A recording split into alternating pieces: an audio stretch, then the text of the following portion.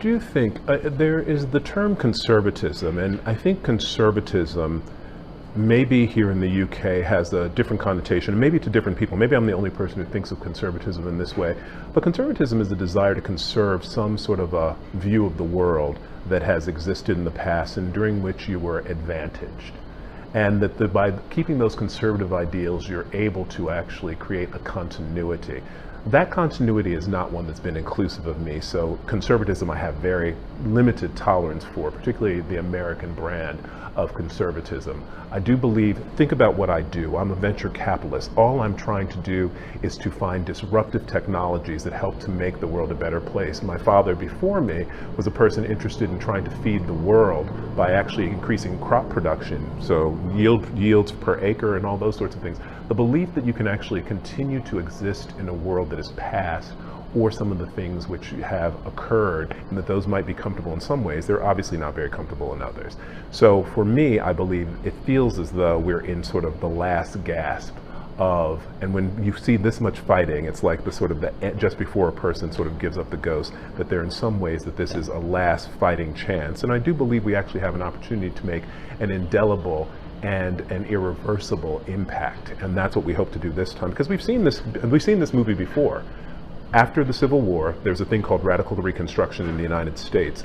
That was a time when you had the most black senators in the United States Congress, that you actually had the election of black governors. There were all sorts of things that were happening just as people became enfranchised. There was a very violent sort of a return to something else that was close to slavery. And then that continued for a number of years. Then you had the radical period of the civil rights movement, and then you had a radical reversal of that. People like Nixon, people like Reagan. You had a number of things that happened. People like the first George Bush. You had a number of things that happened in that respect. And then you see we have President Obama, and then you have another violent sort of reaction to that. So all of these things, they seem to be happening in smaller increments, and I think that that sort of implies that the cadence and the cycle is somewhat changing in terms of both the reaction, the action, which is the progress is going to be made no matter what you want, or much you might think that you want, and then the reaction, well, we'd like to try and get back to something else. So. What's that experience been like? We hear a lot about issues around gang culture and the pressures upon our black young people. Yeah. I mean, from your perspective as a mom, how have you seen that? Well, we've seen it. It's happening on our doorsteps. The kids are very, very aware. And I think the amazing thing is how much aware they are, even much more than us adults, because they are right in the mix of it. They know friends that have been stabbed, or they've been witnessed things that have happened on the streets, and they hear about it in the news, they hear about it on social media. They know all about it. And I think as a parent, as scary as it is, it's not also that scary. And the fact that somehow these children have become street smart in that way, in being aware, that is one step ahead of the game, being aware, being informed, and then knowing what to do. And then I think the most important thing is having that really solid principle and background and foundation, which I think we've managed to give them in terms of not getting easily influenced, not getting mixed up with a wrong group of people, having a focus, which for them now is music, and having a focus that they can throw themselves into, and much more importantly, having a solid Christian background and solid Christian foundation in which all the values and principles of Christianity and life, they can sort of embrace that sort of principle to keep them together. Yeah. Yes, I was born in a place called Sophia Town, which went into the history books because everything seemed to happen from Sophia Town. What kind of things? Well, Trevor Huddleston, it was in the days of, early days of Father Trevor Huddleston, who was always in the police station because all the church servers were always, arrested for one thing or another.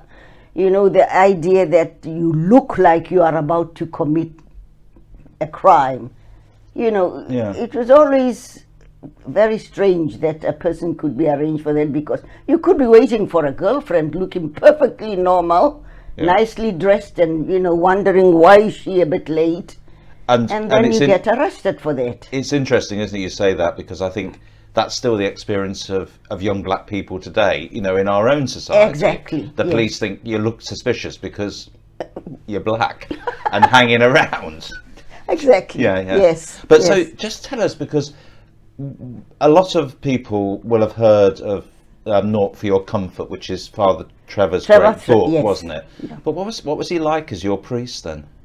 Father Trevor Huddleston was a wonderful. Actually, I thought if I were to write a book, I'd depict him as the Pied Piper of Hamelin, because he came to South Africa when I think I was about 6 years old.